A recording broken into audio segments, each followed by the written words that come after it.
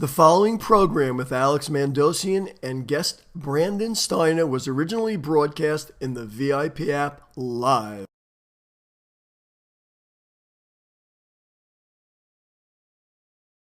You know, my wife and I really built this business. You know, my wife is a CFO and a CPA, so she's been the back end up until about 5 or 6 years ago, and has been a huge part of Steiner Sports. I don't think we'd have what we have today without her, so very blessed to have that partner. But there is a certain point in time when you can't work with your wife every day. That's I'm smart enough to know that. But she's a huge part, very bright lady, and a huge part in building Steiner Sports into the kind of business it is today. Well, a family that does business together typically stays together. You know, ironically, third world countries are extremely entrepreneurial. I've been involved with Kiva.org, giving micro donations to third-party nations, and they always pay back those micro loans, and the loans seem to recycle. And I've raised $25,000, which represents over 4 years, over $250,000 in loans, because they keep recycling. And this is relationship capital. Having family members working together, relationship capital. Knowing when to not have family work with you anymore, relationship capital. It's all about the ebb and flow, and family-centeredness can help save an economy and a country. I know it sounds kind of cliche, but yeah, you know, in a third world country, the family works together, and many times the business is the home. So I'm a big fan of community working together. Yeah. I think we've lost that in this country. Yeah. And that's why I love this STEP program. We took that kid in. That was a community that helped us bring this kid here to New York and really get him to, you know, the Bill Gates scholarship. I mean, this kid ran the table, got 14 full scholarships to top schools, the Bill Gates scholarship. So I'm a big fan of community. One of the things I like about Little League, and I think people need to do not only as much as they can for their kids, but any of the kids that live in your neighborhood, right, you should be looking out for, mentoring, teaching, letting it, you know, kind of keeping an eye out, so to speak.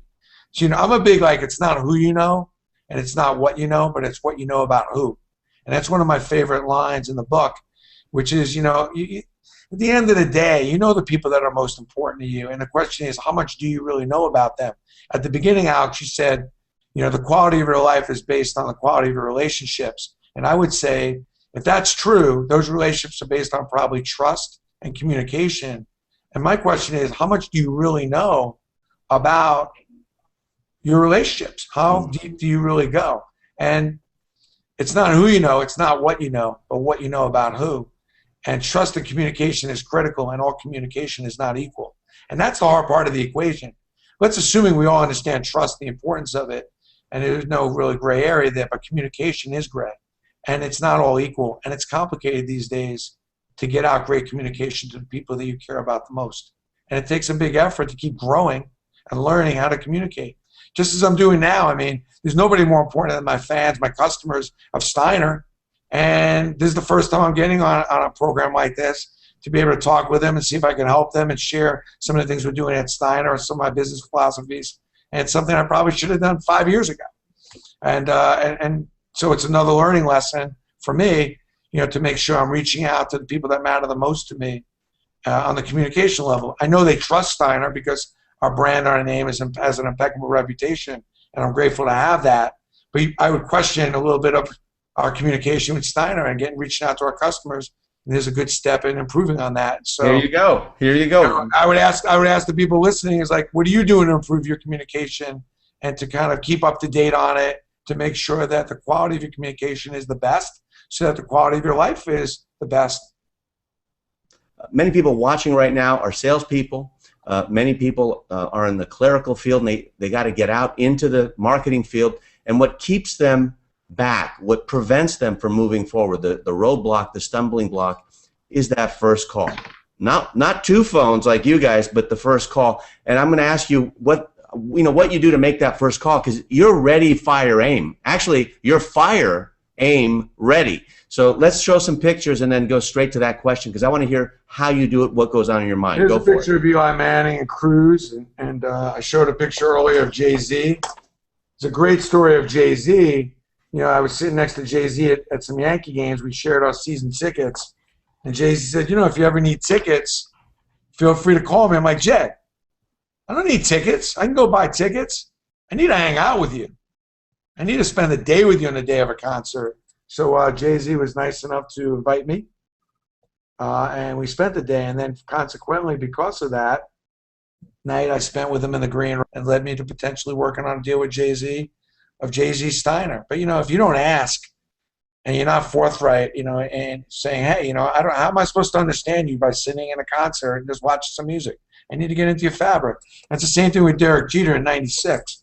Making that first call was going to his charity event, going to the Turn 2 dinner, buying some tickets, and basically seeing how I can help the charity. So I went, I bought every photo he had. He had some pre-signed photos, and I wrote a check. I bid on some items, and I just tried to, ask his mom and dad, how else can I help your Turn 2 Foundation? What else can I do? At the same time, maybe there's a relationship we can develop. And that's been a very fruitful 16-year relationship with Derek Jeter. I've been very lucky and grateful. But I think making that first call, you have to realize that not every call is going to lead to a win. But, I'm always qualifying, Alex, trying to make sure that if I'm going to call somebody for 6 months, I want to make sure that it's something that's real and something that's potential. But sometimes it takes 6 months because of timing to crack into an account, to get on somebody's agenda. But what I do is I Google, I find out as much information about the company and the client and the person I'm trying to call, and my first intent is to see how I can help. Not what I need, not what I could sell you, not what I'm going to get out of it, but how can I help you? Because I'm assuming everybody's got a full plate, and everybody's got what they need. I'm just hoping that there's possibly a hole there where there's somebody who could use a little bit of help, and I can fill that hole by helping them. And then as things evolve, maybe there'll be a chance where we can have a relationship where we can help each other. But I have no problem taking that risk. And that's where people get confused. It's the risk, which is do as much as you can for as many people as you can, as often as you can, and expect nothing back. And you may not get anything back, and you need to be okay with that. And that's sometimes I think people struggle with that. But I think the risk is worth it. The fun is there's a lot of joy in giving and helping people, whether you get anything back or not. So it's risky not taking risks. And I think it's risky not playing this game, but a lot of people struggle with it.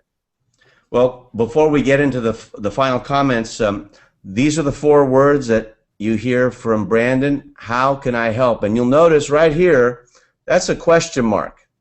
That's not an exclamation point. That's not a period. It's a question mark. It's a hook. That's what it looks like. And it's an easy way to begin a conversation. And are there times when they just don't believe you? You're after something, and they just kind of cut you off. What's a quick story. I'll give you a great example, Alex. Everybody remembers Linsanity, Jeremy Lin. It was crazy. Everybody trying to get Linsanity, a piece of Jeremy Lin. So finally, after about 5 days, I get through to the agent, and he has to be bombarded. Every article in the paper about these million. I mean, who didn't want to do an endorsement with him? He was top of the news in this entire world, let alone country. He became an icon overnight. And my first word to the agent is, I'm sure you're getting a million calls right now of a million things telling you how to do it. I'm calling to see how can I help you. You're in San Antonio. I'm here in New York. You need a car. You need a ride. You need me to qualify anybody. I've been doing this 25 years. I'm sure at some point we'll get to the fact of how maybe Steiner and Jeremy Lin could do something. But my first question is, how can I help you? And his answer was, nobody's called me with that. Nobody's called me and offered me that. They've all called for me with all the different ways we can make money, but they haven't called for any other ways where they can help me. And he was very appreciative of that. And I'm very proud. I mean, we were the first person, Steiner Sports was the first company to actually do a deal with Jeremy Lin. And I think it starts with making the call and with the right motive and the right intent to get started. What would you say is the biggest mistake entrepreneurs make when starting their business? Joe, great question. What would you say to that? Well, I guess the first thing is, expectation levels. I think that it's difficult to imagine that you're going to start something and have it succeed in anything less than 4 or 5 years. So that one of the biggest mistakes is thinking that you're going to be an overnight success, thinking that the Facebooks and all these different companies were overnight successes is ridiculous. And that it takes, you got to be a tremendous student. You got to be obviously very diligent. And you're going to have to change your game plans along the way. And that's a lot of people like, stay with your game plan. I'm like, no, if your game plan is not working, change it. And I think a lot of entrepreneurs get stuck on the initial concept that they think works, and instead of making the adjustments and tweaking it to what people are actually looking for, what people want. And the first 5 years is a freaking roller coaster, and you need to be prepared for that ride. And it is not a short ride. So do not think that you're getting off the ride anytime soon. And you got to be prepared for 5 years of ups, downs, losing of money, losing of sleep. It's a huge commitment. And, Alex, you told me this a long time ago, it's not about finding your passion. It's about making a commitment which will lead to passion. And I think a lot of people get that reversed. They think they're real passionate about something, but it's about committed. It's about the commitment. And sometimes that commitment happens at 2, 3 in the morning. That commitment will lead you to passion. Right. And I think about my success. It's because when I was washing dishes, nobody went in a dish room like my dish room. I waited tables. Nobody waited on a table like I waited on a table. That was my area. That was my business. You walked in my area, you're going to be in for an experience. And you're going to try things, sample things. It was going to be a great experience. I was going to take care of you. I was going to show you a time of your life for that 1 hour of insanity that you came into my restaurant. And that's what I've always been about my businesses, is committed first. And then my commitment led me to a lot of passion. And I live, dream, and eat and sleep, the sports business that I've created here for 25 years at Steiner. Well, one more question. I'm seeing it written. With so many relationships, how do you keep track of them, and how do you maintain them without some feeling like they're getting ignored? Great question.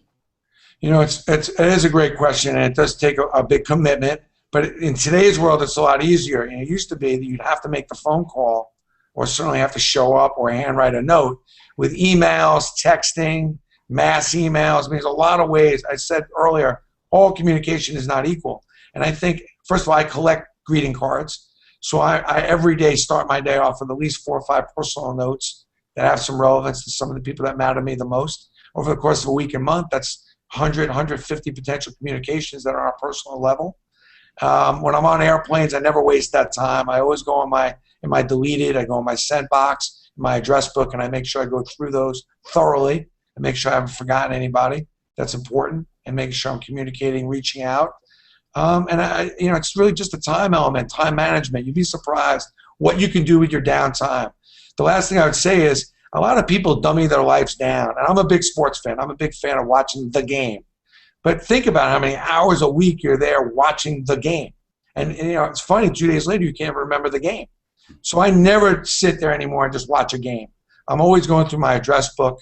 I'm on YouTube studying different successful people and learning from them. Or I'm going through my sent box, and I'm just trying to catch up with people that maybe I heard back from, or maybe that need more follow-up. At the same time, keep an eye on the game and the important elements between the way TV is, you're watching the highlights and the replays. You're not missing much. At the same time, I'm getting more stuff done and making sure I'm using that dummy down time a little more useful.